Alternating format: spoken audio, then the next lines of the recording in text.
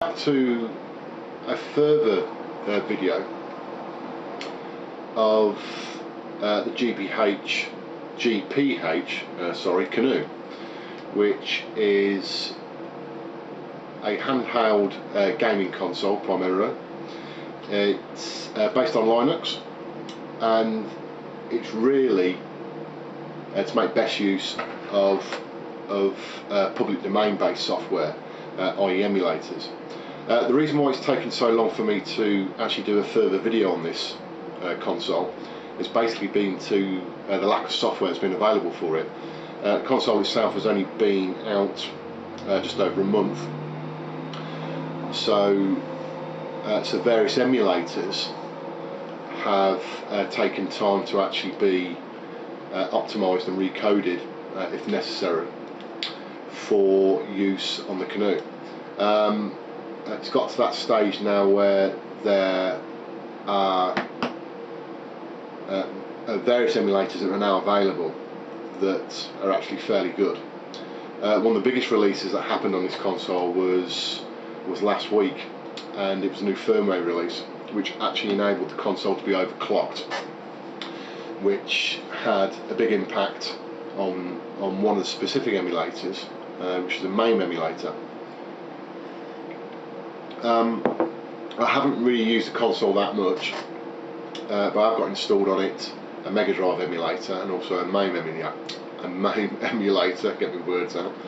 So I thought I'd do a very quick sort of game play introduction of what they actually look like on the Caanoo. I think from my perspective there is one not major issue, but there's one downside to the Caanoo. Apart from the emulators themselves, which will be continually developed, so I'm sure over the next few months there'll be sort of faster and better revisions of the current emulators that are available, and also additional ones. But it's around the screen really. Whilst the screen's okay, it's fine, it does what it needs to do.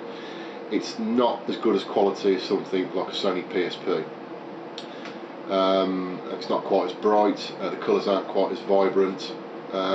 It is a backlit display, but you do tend to find that it's lighter at the top than it is at the bottom. Obviously that's to do with the way that the back lighting is actually manufactured on it and the way it works.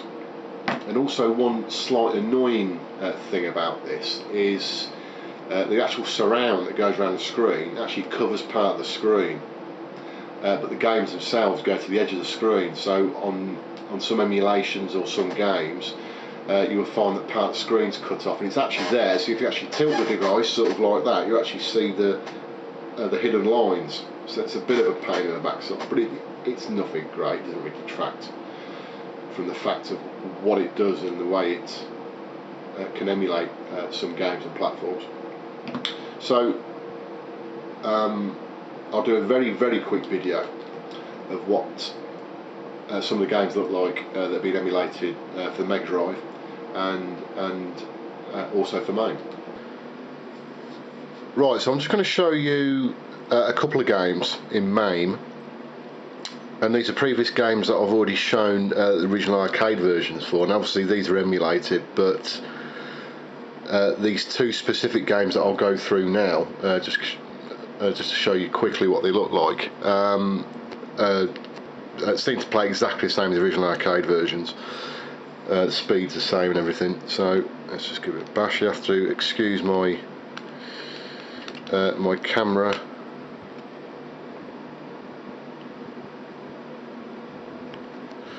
Right, so this is the loading screen.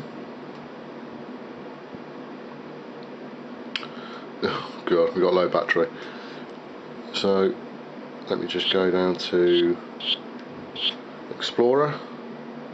Hopefully this won't bomb out. Actually, we'll go to MAME.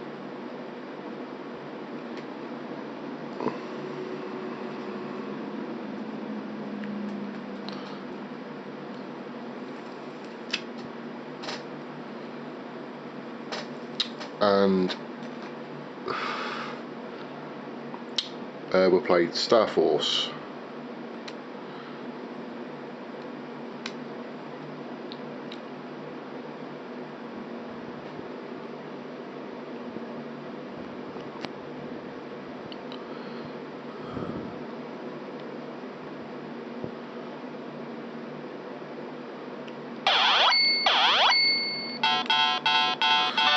so I'm not going to try playing this while filming because it'll go all over the shop, but it's nice and smooth. The sound's all fine. Obviously you want to move the ship around and do that there. Close on the screen.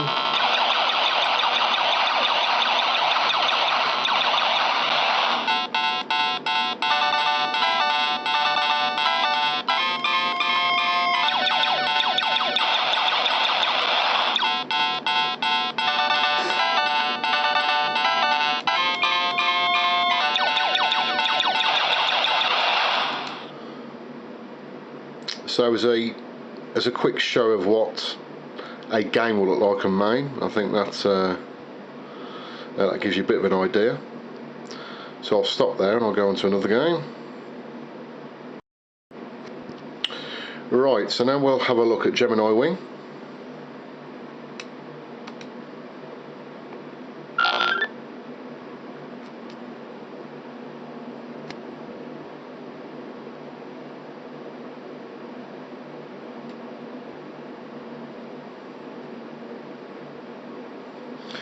And I'll do a similar kind of thing. Start it off.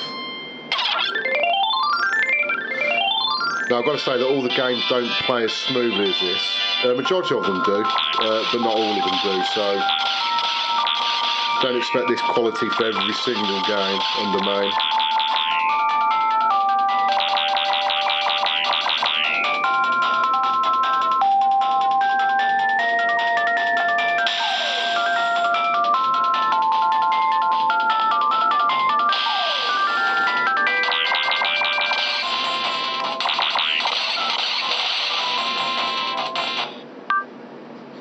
Right, so that's MAME,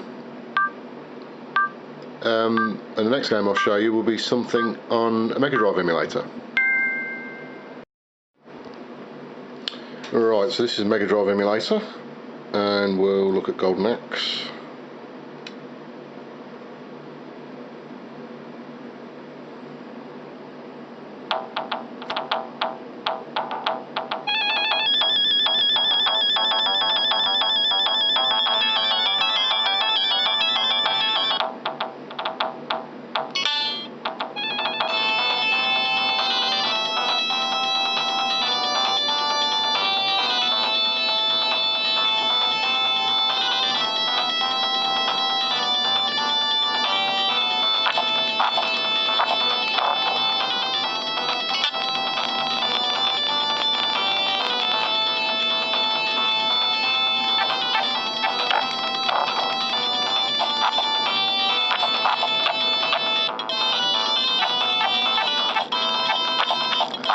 Again, I'm not going to try actually playing this game, so I can't play it and film at the same time, but it will give you an idea there to how they can play as regards to some of the games on these emulators.